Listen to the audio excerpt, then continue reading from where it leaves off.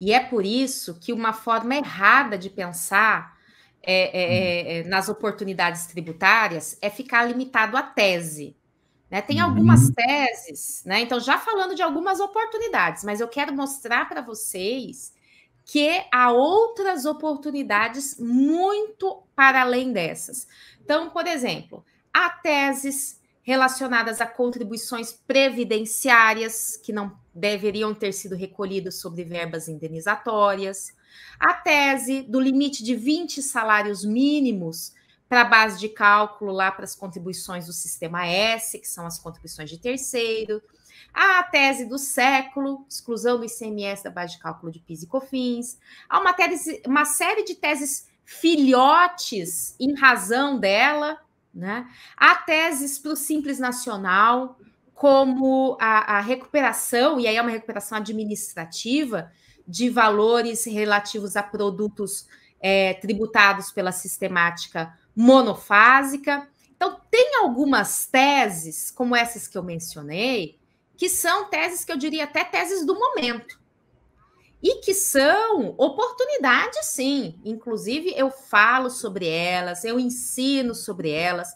Né? Tem algumas aulas aqui no YouTube que fazem referência a algumas dessas teses, e eu explico porque é algo do momento, é algo que tem que estar por dentro, sim.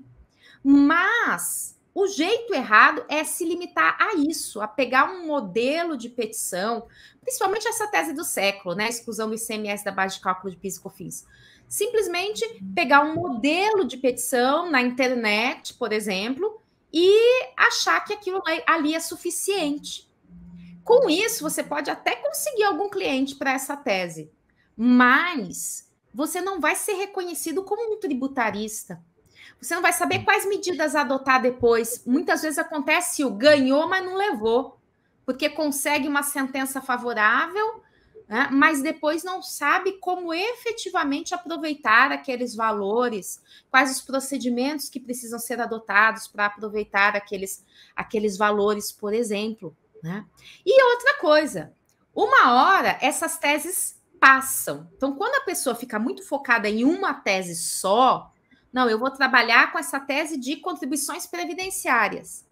De repente, chega um momento que a legislação é alterada ou que o STF julga aquele caso. Né? Se você está só com aquela tese, né, é o caso da inconstitucionalidade. Muita gente apostou, assim, focando muito numa tese da inconstitucionalidade das contribuições para o Sistema S. Vendia essa tese assim, principalmente só no êxito. Só no êxito. Só no êxito. Só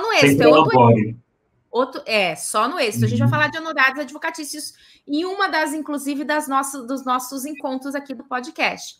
Mas cobrando só no êxito, apostando tudo nessa tese. Ou seja, um trabalho danado, vendeu um monte de coisa e o STF julgou constitucional.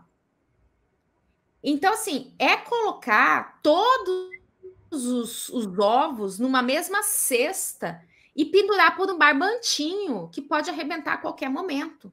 Então, o tributarista, esse que eu estou falando, que é tributarista de verdade, com conhecimento prático, especializado, ele vai, claro, atuar nessas teses, vai inclusive saber cobrar os honorários também de prolabore, né, que é honorários iniciais, mas ele vai estar ali disponível e saber manter um contato, e para isso precisa ter esse conhecimento, para fazer defesas administrativas, para lidar com execuções fiscais, para fazer consultoria tributária, e ter já essa mentalidade treinada, porque tudo é um treino de mentalidade, inclusive para estar aberto e entender rapidamente novas teses tributárias, até criar novas teses tributárias.